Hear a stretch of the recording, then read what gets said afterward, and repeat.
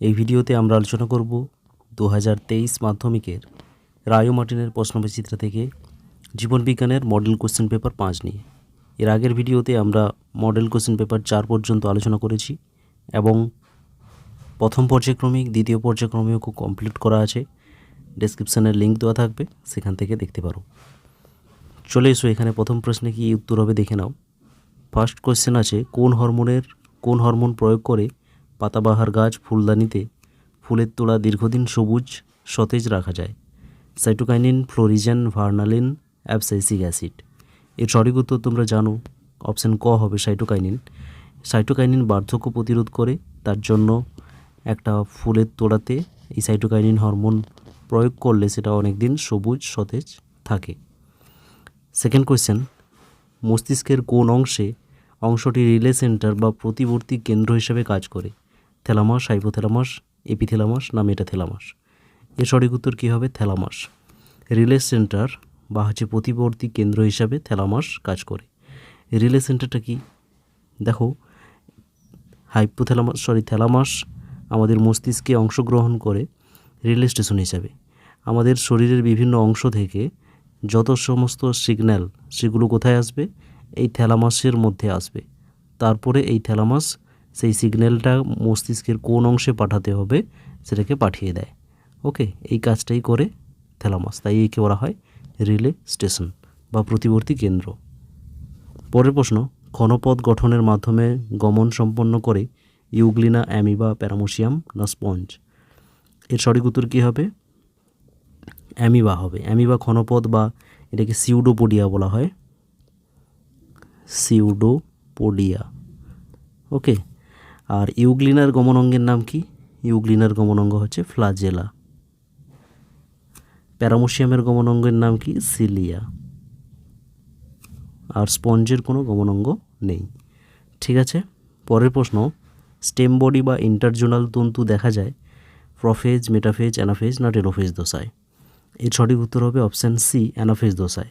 Anaphase দশাতে যখন ক্রোমোজোমগুলো মেরুর দিকে গমন করতে শুরু করে, সেই সময় সেই নিরক্ষীয় অঞ্চল বরাবর স্টেম বডি এবং ইন্টারজোনাল তন্তু দেখা দেয়। তারপরে প্রশ্ন, একটি পক্ষী পরাগী ফুল হলো ধান, সূর্যমুখী, শিমুল না আম?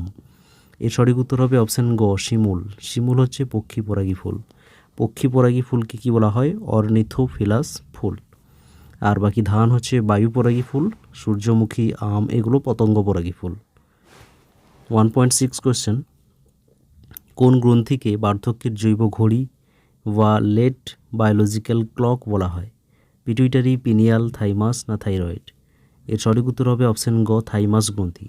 থাইমাস গ্রন্থিকে বার্ধক্যের জৈব ঘড়ি বলা হয়, কারণ থাইমাস গ্রন্থি যখন আমাদের বয়স কম থাকে, অর্থাৎ আমরা বয়সন্ধিকাল বা পরিণততে থাকি, তখন কিন্তু আমাদের থাইমাস গ্রন্থি সব থেকে বড় থাকে আর কার্যকরী থাকে। যত বয়স বাড়তে থাকে সেটা পরপর ছোট হতে থাকে এবং তার কার্যকারিতা হ্রাস পায়। এই জন্য তাকে বলা হয় বার্ধক্যের জৈব ঘড়ি। ওকে, 1.7, কোনটি মেন্ডেলের সূত্রের ব্যতিক্রম নয়? মেন্ডেলের সূত্রের ব্যতিক্রম নয় দেখো, সহপ্রকটতা, অসম্পূর্ণ প্রকটতা, লিঙ্কেজ না প্রচ্ছন্নতা? সহপ্রকটতাও ব্যতিক্রম, অসম্পূর্ণ প্রকটতাও ব্যতিক্রম, লিঙ্কেজও ব্যতিক্রম। শুধুমাত্র সঠিক উত্তর হবে এখানে প্রচ্ছন্নতা। 1.8, নিচের যে দুটি জিনোটাইপ গিনিপিগের কালো ও মসৃণ ফিনোটাইপের জন্য দায়ী সেটা চিহ্নিত করো। কালো আর হচ্ছে মসৃণ, কালো প্রকট বৈশিষ্ট্য আর মসৃণ প্রচ্ছন্ন বৈশিষ্ট্য। তো কালো প্রকট বৈশিষ্ট্য, তার জন্য কি হবে? ক্যাপিটাল বি তো থাকবে অবশ্যই। আর মসৃণ প্রচ্ছন্ন বৈশিষ্ট্য, মসৃণের জন্য কি হবে? স্মল আর হবে।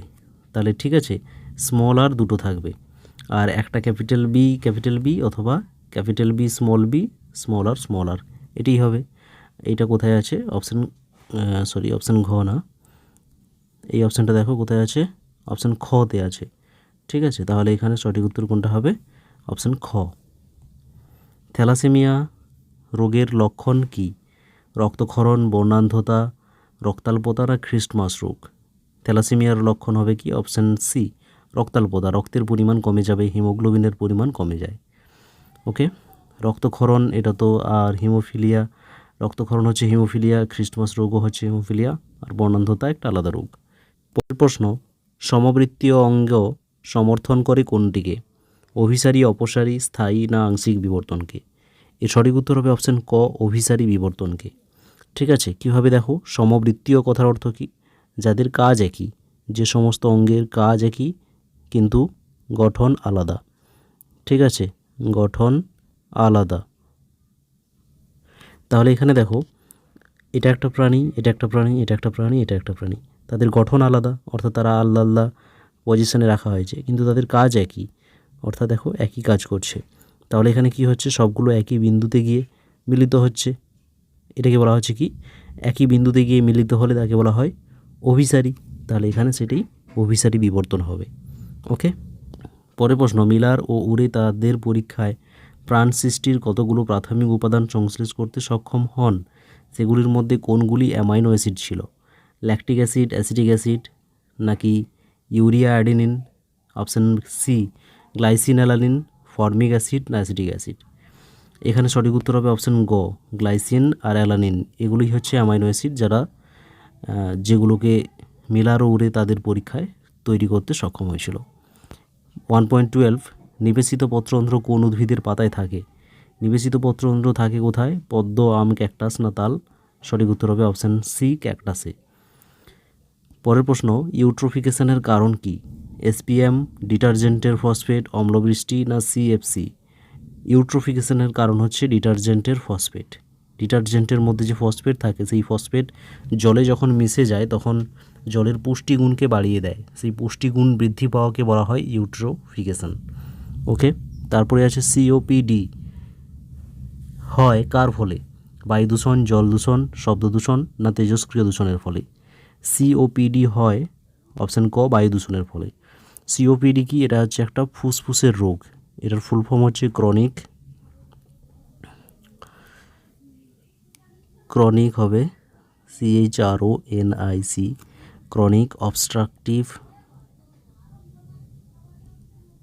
Pulmonary disease. ওকে, এটা হচ্ছে ফুসফুসের একটা রোগ। তারপরে বিভাগ খতে দেখো, প্রথম প্রশ্ন আছে, উদ্দীপকের তীব্রতা দ্বারা নিয়ন্ত্রিত আবিষ্ট বক্রচলন হলো ড্যাশ চলন। তাহলে উদ্দীপকের তীব্রতা দ্বারা হবে, তীব্রতা দ্বারা হলে তাকে বলা হবে ন্যাস্টিক চলন, ন্যাস্টিক চলন। সেকেন্ড, অযৌন এবং যৌন উভয় প্রকারই দেখা যায় ড্যাশ নামক প্রাণীতে। এটা দেখা যায় হাইড্রাতে দেখা যায় অথবা স্পঞ্জেও দেখা যায়। ওকে, তারপর থ্যালাসেমিয়া রোগীর দেহে ড্যাশ ধাতু জমা হয়। এটা কি হবে? লোহা জমা হয়। লোহা কি হিসাবে জমা হয়? হিমোসিডারিন রূপে জমা হয়। মাছের প্লবতা রক্ষাকারী অঙ্গটির নাম কি? এটা তো পারবে তোমরা, পটকা হবে। একটি ডিনাইট্রিফাইং ব্যাকটেরিয়ার উদাহরণ কি হবে? ডিনাইট্রিফাইং ব্যাকটেরিয়া হবে সিউডোমোনাস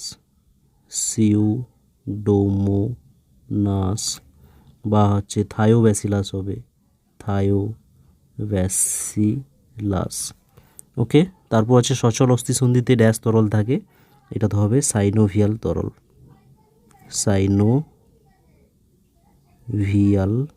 তরল থাকে। ঠিক আছে, তারপরে সত্য মিথ্যা আছে, পার্থেনোজেনেসিস প্রক্রিয়ায় বীজহীন ফল উৎপন্ন হয়। এটা কি হবে? এটা ভুল হবে। পার্থেনোজেনেসিস প্রক্রিয়ায় বীজহীন জীব তৈরি হয়, বীজহীন না। পার্থেনোজেনেসিস প্রক্রিয়ায় অনিষিক্ত ডিম্বাণু থেকে জীব তৈরি হয়, আর এটাকে বলা হয় পার্থেনোকার্পি বলা হবে। এটাকে বলা হবে কি? পার্থেনোকার্পি। তারপরে দেওয়া আছে, উদ্ভিদ কোষের পরিধি থেকে কেন্দ্রের দিকে সাইটোকাইনেসিস ঘটে। এটাও ভুল হবে। উদ্ভিদের ক্ষেত্রে কেন্দ্র থেকে পরিধির দিকে সাইটোকাইনেসিস ঘটে, আর পরিধি থেকে কেন্দ্রের দিকে ঘটে কার?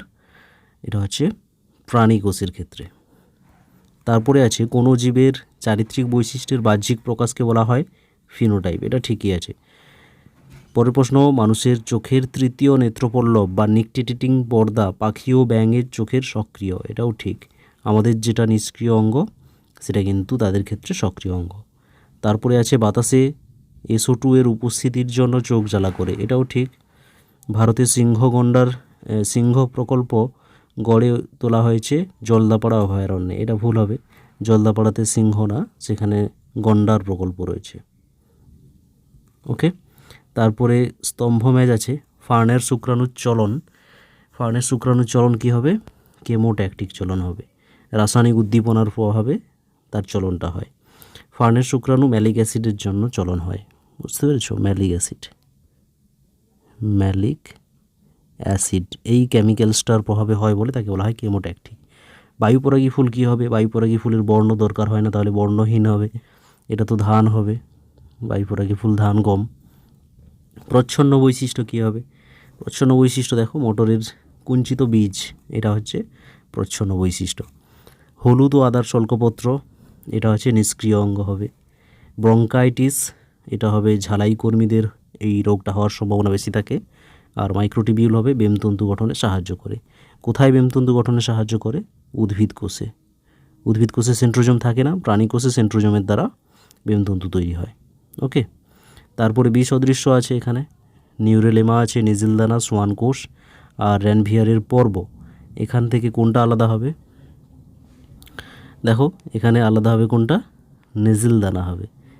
বাকি সবগুলো অ্যাকশনে থাকে, কিন্তু এই নেজিলদানাটা অ্যাকশনে থাকে না। ওকে, তারপরে আছে 4টির মধ্যে 3টি অ্যাক্টোবিসের অন্তর্গত। জিটিএইচ ট্রপিক হরমোন, এসটিএইচ আর হচ্ছে এসিটিএইচ। এখানে কি হবে? ট্রপিক হরমোন হবে। ট্রপিক হরমোন, বাকি এই সবগুলো হরমোনই হচ্ছে ট্রপিক হরমোন। ট্রপিক হরমোন কাকে বলে তোমরা জানো? এটা অবশ্যই তোমরা একটু কমেন্টে জানিয়ে দাও। তারপরে আছে কোষ বিভাজনে মাইটোকন্ড্রিয়ার ভূমিকা কী? কোষ বিভাজনে মাইটোকন্ড্রিয়া কী ভূমিকা পালন করে? শক্তি উৎপন্ন করে। ওকে, শক্তি উৎপন্ন করে। তারপরে আছে মানব বিকাশের কোন দশায় উপচিতি ও অপচিতি বিপাকের হার সমান হয়? এটা হবে পরিণত দশায়। তারপর হচ্ছে কোন রোগকে ব্লিডার্স ডিজিজ বলা হয়? এটা হচ্ছে হিমোফিলিয়াকে বলা হয়, রোগকে বলা হয়। পরের প্রশ্ন, কোন শ্রেণীর প্রাণীদের হৃৎপিণ্ডের নিলয় অর্ধবিভক্ত? এটা কি হবে? এটা হচ্ছে সরীসৃপ। ওকে, সরীসৃপের যে হৃৎপিণ্ড আছে সেটা যে নিলয়টা অর্ধবিভক্ত আছে, কিন্তু একটা সরীসৃপ আছে যার নিলয় সম্পূর্ণভাবে বিভক্ত হয়ে গেছে, সেটা একটু কমেন্টে জানাবে তোমরা। সেটা কোন সরীসৃপ যার নিলয় সম্পূর্ণভাবে বিভক্ত হয়ে 4টা চেম্বার রয়েছে? বুঝতে পেরেছ? তারপর আছে যে সংস্থা রেড ডাটা বুক প্রকাশ করে তার পুরো নাম কি? তোমরা জানো এটা হচ্ছে IUCN। এখানে তোমাদের তার পুরো নাম লিখতে বলা হয়েছে। IUCN এর পুরো নাম কি? International Union for Conservation of Nature and Natural Resources. Okay, এইটা হচ্ছে তার পুরো নাম। তারপরে আছে গ্রিনহাউস গ্যাস যদি বায়ু দূষণ হয়, ইউট্রোফিকেশন কী হবে? এটা হচ্ছে জল দূষণ। ঠিক আছে, এরপরে বিভাগ গ এবং ঘতে যে প্রশ্নগুলো আছে 2 মার্কের এবং 5 মার্কের, সেই প্রশ্নগুলো অবশ্যই দেখো। আর যদি কোনো সমস্যা থাকে তাহলে অবশ্যই কমেন্ট করে জানাও। আর যে দুটো প্রশ্ন তোমাদের হোম টাস্ক দেওয়া থাকলো সেগুলো অবশ্যই কিন্তু কমেন্টে জানিয়ে দাও। ঠিক আছে।